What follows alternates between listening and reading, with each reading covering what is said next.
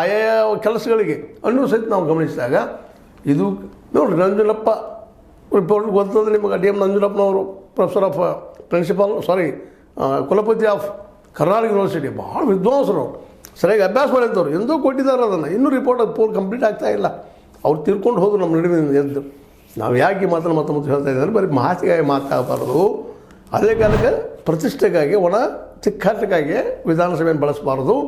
ಅದು ಬಳಸಬೇಕಾಗಿದ್ದು ನಿಜವಾಗಿಯೂ ಜನರ ಸಮಸ್ಯೆಗಳು ಸಾಲ್ವ್ ಮಾಡೋದು ವಿನಃ ನಿಮ್ಮ ಕುರ್ಚಿಗಳಿಗಾಗಿ ಅಲ್ಲ. ಇವತ್ತು ಯಾರು ಯೋಗ್ಯರಿದ್ದಾರೆ, ಯಾರಿಲ್ಲ, ಜನ ಒಪ್ಪಿದ್ದಾರೆ. ಇವತ್ತು ಸಿದ್ದರಾಮಯ್ಯ ಮುಖ್ಯಮಂತ್ರಿ ಇದ್ದಾರೆ, ಅವ್ರು 5 ವರ್ಷ ಮುಗಿದ ಮತ್ತೆ ಮುಂದಿನ ನೀವು ಯಾರು ಆಗ್ತೀರ ಆಗ್ರಿ, ಬೇಡ ನಿಮ್ಮಲ್ಲಿ ಇನ್ನೊಬ್ರು ಯಾರೋ ಇದ್ದರೆ ಆಗ್ರಿ, ಅವ್ರಿಗೆ ಅವಕಾಶ ಕೊಡಲಿ, ಸಿದ್ದರಾಮಯ್ಯ ಕೊಡಲಿ, ಇವರು ಡಿ ಕೆ ಶಿ ಅವರು ಬಿಟ್ಟುಕೊಳ್ಳಿ, ಏನು ಮಾಡ್ತಾರೆ ಮಾಡಿರಿ, ಅದು ಚರ್ಚೆ ಮುಖ್ಯ ಆಗಬಾರ್ದು.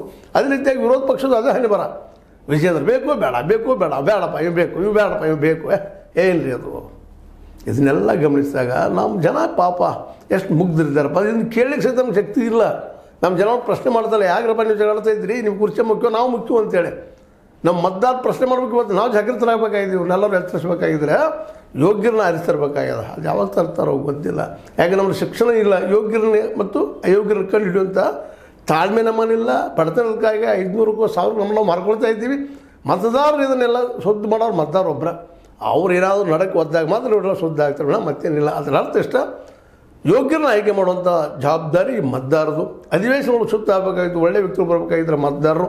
ಯೋಗ್ಯರನ್ನ ಆಯ್ಕೆ ಮಾಡುವಂಥ ಪ್ರಜ್ಞೆ ಅವ್ರಿಗೆ ಬರಬೇಕಾಗಿತ್ತು ಮತದಾರರಿಗೆ. ಅದಕ್ಕೆ ಶಿಕ್ಷಣ ಕೊಡ್ತಾ ಇಲ್ಲ ಎಲ್ಲರಿಗೂ. ಇವರು ಎಲ್ಲ ರಾಜಕಾರಣಿಗಳು ಅಷ್ಟೇ. ನಿಮ್ಮ ಶಿಕ್ಷಣ ಯಾಕೆ ಕೊಡ್ತಾ ಇಲ್ಲ ಅಂದರೆ, ನೀವು ಜ್ಞಾನಿಗಳಾದರೆ, ಬುದ್ಧಿವಂತರಾದ್ರೆ, ಫ್ರೀ ಎಜುಕೇಷನ್ ಕೊಟ್ಟರೆ ನೀವು ಅವ್ರನ್ನ ಪ್ರಶ್ನೆ ಮಾಡಿದ್ರಿ, ನೀವು ತಪ್ಪು ಮಾಡಿದ್ದೀರಿ ಅಂತೇಳಿ ಅದಕ್ಕೆ ಕೊಡ್ತಾ ಇಲ್ಲ. ಇದು ಜಾನ ನಡೆ.